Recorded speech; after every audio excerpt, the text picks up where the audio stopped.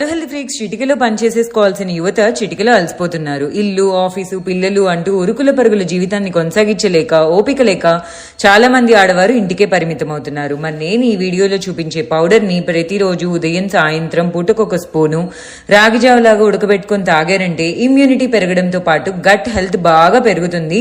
మనిషికి బ్రెయిన్ ఎంత ఇంపార్టెంటో దాని తర్వాత గట్ అంత ఇంపార్టెంట్. అందుకే గట్ ని సెకండ్ బ్రెయిన్ అని కూడా అంటారు. ఇంకా నీరసం, ఆయాసం లాంటి ఇష్యూస్ ఏవి లేకుండా చాలా ఎనర్జెటిక్ గా ఉంటారు.